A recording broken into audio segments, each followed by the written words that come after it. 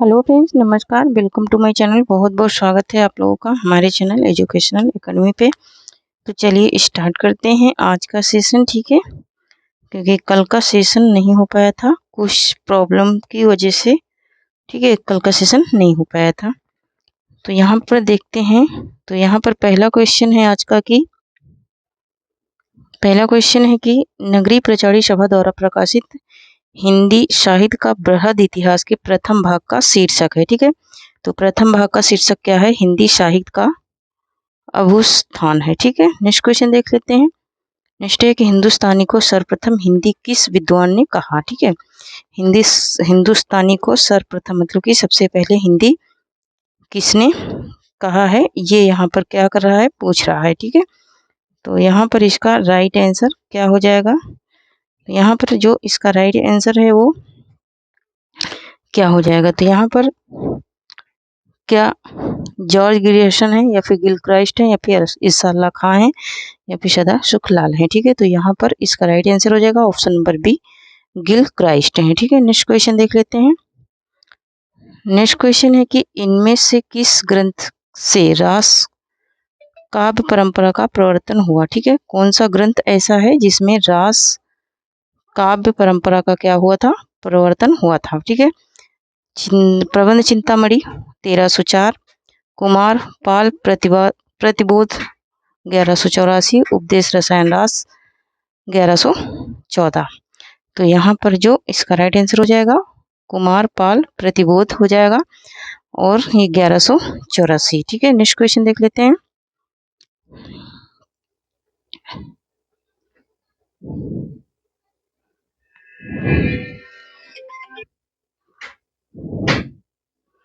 तो यहाँ पर देख लेते हैं। ठीक है, यहाँ पर ऑप्शन नंबर सी होगा, बी नहीं होगा। उपदेश रसायन रास 1114 हो जाएगा। ठीक है, नेक्स्ट क्वेश्चन देख लेते हैं। नेक्स्ट है कि पुष्प या पुण्य को हिंदी का प्रथम कवि किस आलोचक ने माना? किसने माना है? राहुल शंकरत्याय ने, दशरथ ओझा ने, रामविलास शर्मा ने, शिव सिंह सेंगर ने। किसने माना है? तो यहाँ पर ये किसने माना है? शिव सिंह सेंगर ने माना है। नेक्स्ट क्वेश्चन देख लेते हैं। नेक्स्ट है गोरखनाथ की साधना पद्धति का नाम है। ठीक है, गोरखनाथ की साधना पद्धति का क्या नाम है? ब्रजयानी साधना, हठ योग साधना, काल भैरव साधना, सम्यक साधना। ठीक है, तो इनकी साधना का नाम है वो क्या है? वो है हठ योग साधना। नेक्स्ट क्वेश्चन देख लेते हैं। नेक्स्ट है कि आचार्य देव ने किस भाव को 34वां संचारी भाव माना है? छल को, स्मृति को, पुलक को, या फिर रोमांच को? किसको माना है? तो ये मानना है किसको? इन्होंने माना है किसको? छल को माना है। नेक्स्ट क्वेश्चन देख लेते हैं। नेक्स्ट है कि भोजराज ने कितने काव्य गुण माने हैं? ठीक है, किसकी बात हो रही है? भोजराज की हो रही है। 25, 24, 23 या फिर 20। ठीक है, कितने माने हैं? तो इन्होंने माना है कितने? 24 इन्होंने काव्य गुण माने हैं। नेक्स्ट क्वेश्चन है कि दानीगुण स्कूल ऑफ हिंदी पोएट्री इनमें से किसका शोध ग्रंथ है? ठीक है, डॉक्टर लक्ष्मी सागर वार्ष्णेय का, डॉक्टर हजारी प्रसाद द्विवेदी का, बाबू श्याम सुंदर दास का, या फिर डॉक्टर पीताम्बर दत्त बर्थवाल का? तो ये किसका है? तो ये इसका राइट आंसर हो जाएगा डॉक्टर पीताम्बर दत्त बर्थवाल का ये है। नेक्स्ट क्वेश्चन देख लेते हैं। नेक्स्ट है कि मॉडर्न हिंदी लिटरेचर क्या पूछ रहा है? मॉडर्न हिंदी लिटरेचर साहित्य इतिहास संबंधी प्रमुख ग्रंथ किसका है? ब्रजरत्न दास का है, डॉक्टर इंद्रनाथ मदान का है, या फिर कृष्ण शंकर शुक्ल का है, या फिर नंदुलारे वाजपेयी का है? तो यहाँ पर इसका राइट आंसर हो जाएगा option number B, doctor Indranath Madan का ये है। नेक्स्ट क्वेश्चन देख लेते हैं। नेक्स्ट है कि किस संत ने विदेशी आक्रमणकारियों के विरुद्ध आवाज उठाई थी? ठीक है, कौन से संत ऐसे थे जो विदेशी आक्रमणकारियों के प्रति क्या किया था? आवाज उठाया था। कबीरदास, गुरु नानक देव, सुंदरदास, या फिर मलुकदास? कौन थे? तो वो थे कौन? तो वो कौन थे? वो थे गुरु नानक देव थे। नेक्स्ट क्वेश्चन देख लेते हैं। नेक्स्ट है कि निम्न में से कौन सी प्रवृत्ति है जो क्या है? संत काव्य की नहीं है। ठीक है, संत काव्य के अंतर्गत नहीं आती है। यहाँ पर ये बात पूछी जा रही है, गुरु की महत्ता, रहस्यवादी भावना, वर्ण व्यवस्था को प्रोत्साहन, या फिर ब्राह्मणों का खंडन। ठीक है, तो यहाँ पर क्या नहीं है? वर्ण व्यवस्था को क्या करना? प्रोत्साहित करना, ये संत काव्य के अंतर्गत नहीं आती है। नेक्स्ट क्वेश्चन देख लेते हैं। नेक्स्ट है कि किस कवि की रचनाओं में भावात्मक रहस्यवाद की अभिव्यक्ति सर्वाधिक हुई है। ठीक है, कौन सा काव्य ऐसा है जिसमें क्या हुआ है, भावात्मक रहस्यवाद की अभिव्यक्ति सबसे ज्यादा हुई है। मलिक मोहम्मद जैशी की, तुलसीदास की, अग्रदास की या फिर माखनलाल चतुर्वेदी की।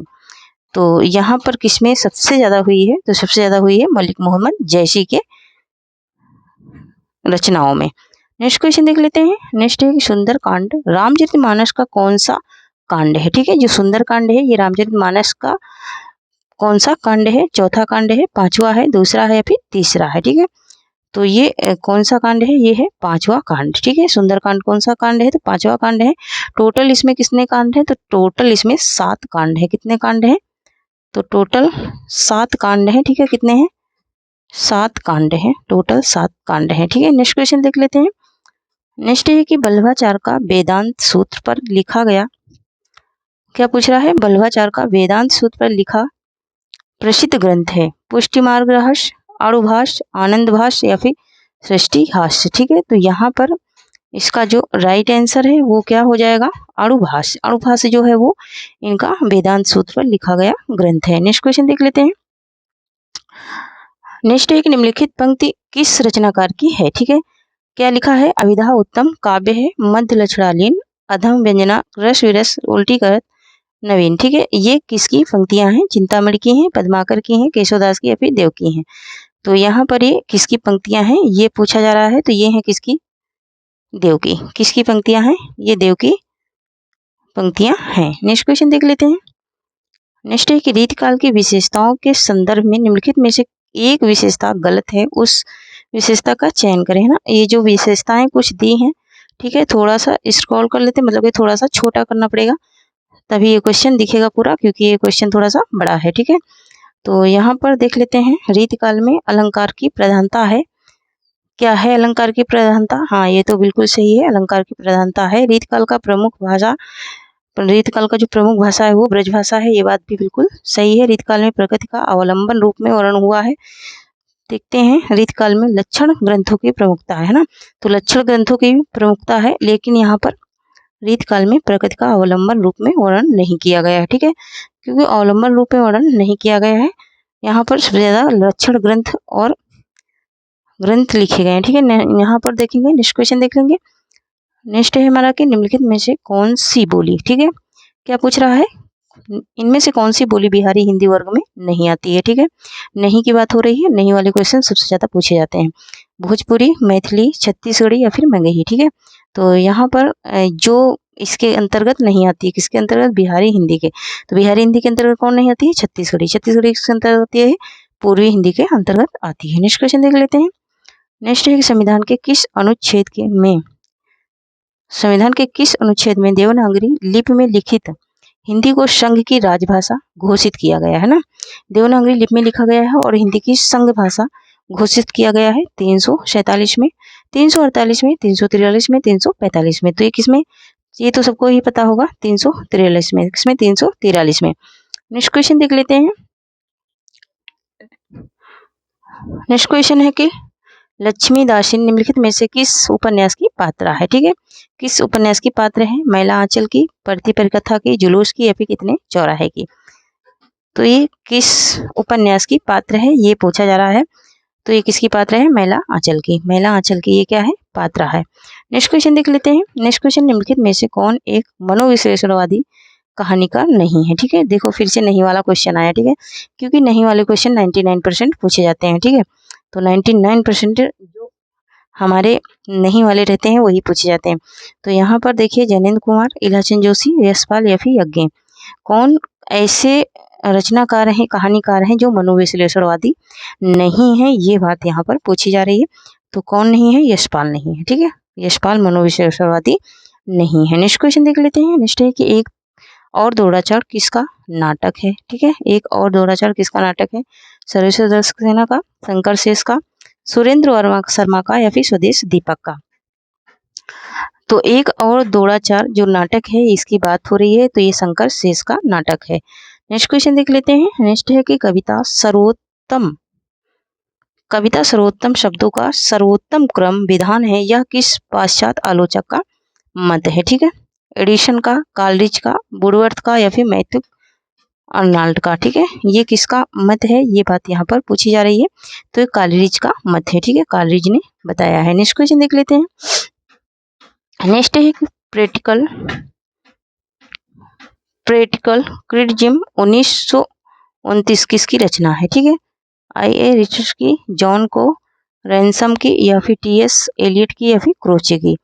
तो यहाँ पर इसका जो राइट आंसर हो जाएगा ऑप्शन नंबर ए हो जाएगा, ए आई.ए. रिचर्ड्स की हो जाएगा। ठीक है, नेक्स्ट क्वेश्चन है कि वक्रोक्ति संप्रदाय के विरोधी आचार है। ठीक है, किसकी बात हो रही है? वक्रोक्ति संप्रदाय की हो रही है और उसके विरोधी आचार की हो रही है। ठीक है, भामा के आचार, विश्वनाथ, रुइयट या फिर मम्मट। ठीक है, तो जो विरोधी आचार है वक्रोक्ति के कौन है? वो रुइयट है। कौन है? रुइयट है। नेक्स्ट क्वेश्चन देख लेते हैं। नेक्स्ट है कि सवैया किस कवि का प्रिय छंद है? ठीक है, सवैया जो है किस कवि का प्रिय छंद है, ये यहाँ पर पूछा जा रहा है। रसखान का, रहीम का, सूरदास का या फिर जैसी का, है ना। तो यहाँ पर देखिए ये किसका है? रसखान का प्रिय छंद है सवैया, है ना। नेक्स्ट क्वेश्चन, हाँ, तो यहाँ पे देखते हैं इनमें से किस छंद में प्रथम व अंतिम शब्द समान होता है ना, कि जैसे पहला शब्द क्या है? मेघा है, तो लास्ट वाला शब्द भी क्या रहेगा? मेघा रहेगा। तो वही बात यहाँ पर पूछी जा रही है। छप्पे, इंद्रवजा, कुंडलिया या फिर उपजाति। ये सारे छंदों के नाम है। ठीक है, और इसमें कौन सा ऐसा छंद है जिसका प्रथम और अंतिम समान रहता है? तो कुंडलिया में। कुंडलिया जैसे मेघा से स्टार्ट हुई तो मेघा से ही क्या होती है? खत्म हो जाती है। नेक्स्ट क्वेश्चन देख लेते हैं। नेक्स्ट है कि किस महाकाव्य को विद्वानों के लिए औषधि माना गया है ना? विद्वानों के लिए क्या माना गया? औषधि। किरातार्जुनीयम, शिशुपाल वधम, नैषधि चरित्रम या फिर रघुवंशम। ठीक है, ये क्वेश्चन है कहाँ का? संस्कृत का, क्योंकि संस्कृत से भी 3 से 4 क्वेश्चन आते हैं। ठीक है, और उसमें संस्कृत ग्रामर में क्या आता है सबसे ज्यादा? हाँ, उसमें 2 क्वेश्चन रहेंगे अनुवाद के। ठीक है, संस्कृत अनुवाद के रहेंगे और एक क्वेश्चन रूप से रहता है और एक या 2 क्वेश्चन रचनाओं से रहते हैं। ठीक है, टीजीटी में। ठीक है, तो यहाँ पर देख लेते हैं। यहाँ पर इसका राइट आंसर क्या हो जाएगा? उसने क्या पूछा जा रहा है? किस महाकाव्य, कौन सा ऐसा महाकाव्य है जिसमें विद्वानों ने, जिसको क्या माना है विद्वानों ने? औषधि। तो किसको माना है औषधि? औषधि यहाँ पे किसको माना है? तो नैषधि चरितम को माना है। किसकी रचना है? श्रीहर्ष की रचना है। नेक्स्ट क्वेश्चन देख लेते हैं। नेक्स्ट है कि यौगिक शब्दों की रचना के आधार है। ठीक है, यौगिक शब्दों की रचना के आधार क्या है? उपसर्ग एवं प्रत्यय, उपसर्ग प्रत्यय, संधि व समास या फिर संधि समास या फिर इनमें से कोई नहीं। तो यहाँ पर जो इसका राइट आंसर हो जाएगा ऑप्शन नंबर बी हो जाएगा, क्योंकि इसके अंतर्गत उपसर्ग भी आते हैं, प्रत्यय भी आते हैं, संधि भी आती है और समास भी आते हैं। कारण क्या है? कि कारण ये है कि यहाँ पर ये सारे शब्द क्या होते हैं? टूट जाते हैं। ठीक है, विग्रह करने पर विग्रह हो जाता है। ठीक है, ऐसे शब्द जो आसानी से तोड़ा जा सके वही क्या कहलाते हैं? यौगिक शब्द कहलाते हैं। नेक्स्ट क्वेश्चन है कि वर्ष 2021 के साहित्य अकादमी पुरस्कार से किस लेखक को सम्मानित किया गया? ठीक है, साहित्य अकादमी की बात हो रही है और 2001 की बात हो रही, 2021 की बात हो रही है। ठीक है, एक किसकी बात हो रही है? साहित्य अकादमी की, दूसरा 2021 की बात हो रही है ना। तो हाल ही की बात है। मन्नू भंडारी, दया प्रकाश सिन्हा, अनामिका या फिर चंद्रकांत देवतले। ठीक है, तो यहाँ पर जिसको सम्मानित किया गया है वो कौन है? वो है दया प्रकाश सिन्हा है। ठीक है, दया प्रकाश सिन्हा को प्रकाशित क्या किया गया था? सम्मानित किया गया था। नेक्स्ट क्वेश्चन देख लेते हैं। नेक्स्ट क्वेश्चन है कि चित्रात्मक भाषा एवं लाक्षणिक पदावली किस युग की कविता की विशेषता है? ठीक है, चित्रात्मक भाषा है और लाक्षणिक पदावली है। ठीक है, किस युग की कविता की विशेषता है, ये बात पूछी जा रही है। छायावाद, प्रगतिवाद, प्रयोगवाद या फिर इनमें से कोई नहीं। ठीक है, तो ये किसकी है? ये छायावाद की विशेषता है। मोस्ट इंपोर्टेंट ये क्वेश्चन है। ठीक है, मोस्ट इंपोर्टेंट ये क्वेश्चन है, बहुत ही ज़्यादा पूछा जाने वाला ये क्वेश्चन है। ठीक है, तो थैंक यू फ्रेंड्स, आज के लिए इतना ही। तब तक के लिए जय हिंद, जय भारत। और जो लोग टेलीग्राम चैनल से नहीं जुड़े हैं जुड़ जाएं, क्योंकि PDF अभी तो आप लोगों को नहीं मिल पा रही, लेकिन जितनी PDF मैं सेंड करी हूँ वो आप लोगों को मिल जाएंगी। ठीक है, वो बड़ी ही आसानी से मिल जाएंगे और बिल्कुल फ्री में मिल जाएंगे। ठीक है, तो वहाँ से जाकर के PDF डाउनलोड कर लीजिए। बाकी जो क्लासें अभी हो रही हैं, ठीक है, जो 12 मई के बाद क्लासें हुई हैं वो सारी क्लासों की PDF में एक साथ में सेंड करूँगी जून में। ठीक है, तो तब तक के लिए थोड़ी सी आप लोगों को वेट